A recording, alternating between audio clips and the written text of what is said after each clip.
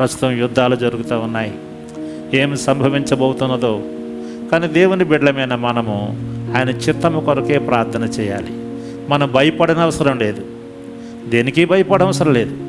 మొన్న 2 వారాల కిందట హాస్పిటల్లో, వెల్లూరు హాస్పిటల్లో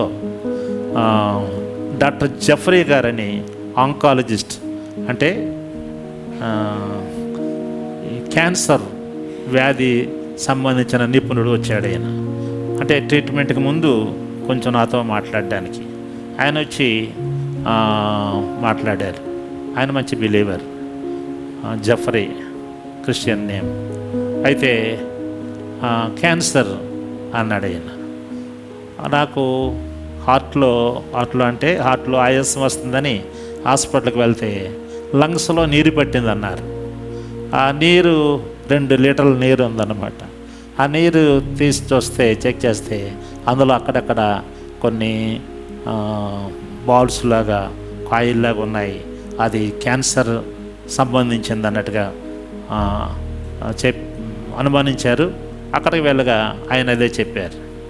నేను అన్నాను, ఏ స్టేజ్ అంటే 4th స్టేజ్ అన్నాడు ఆయన. అయినా నాకు భయం లేదు, చనిపోయినా పర్వాలేదు, పరలోక రాజ్యంకి వెళ్తాం. లేక దేవుడు బ్రతికించగలడు, స్వస్థపరచగలడు, దేవుడు వాడుకుంటే జీవిస్తాం. కాబట్టి 1% కూడా అలాగ నెగిటివ్ థాట్ రాలేదు. దేవుని స్తోత్రం చెప్పండి, హల్లెలూయా. అయితే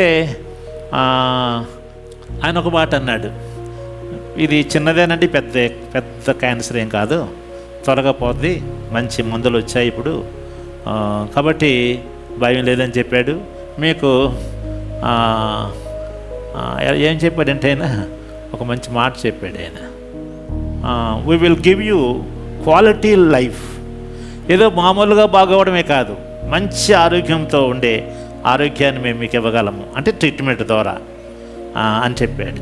అయితే దేవుడు నాతో మాట్లాడాడు, క్వాలిటీ లైఫ్ మాత్రమే కాదు, క్వాలిటీ మినిస్ట్రీ చేయాలి, ఎలా పడితే అలాగా కాదు, శ్రేష్టమైన సేవ చేయాలంటే అదే రాసుకున్నాను ఇక్కడ. ఆయనేమో we will give you quality life అన్నాడు.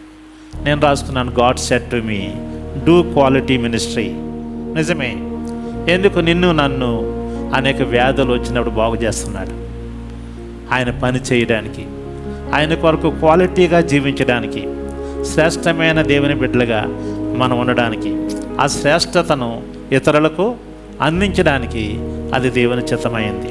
అయితే ఆ జెఫ్రీ అయినా తర్వాత ట్రీట్మెంట్కి రాలేదు. కానీ మరొక డాక్టర్ గారు వచ్చారు, అనిల్ అని, మరొక ఆమె మంచి బిలీవర్, స్ట్రాంగ్ బిలీవర్. ఆమె ఇంకా ఆమె వాక్యమే చెప్తూ ఉండేది.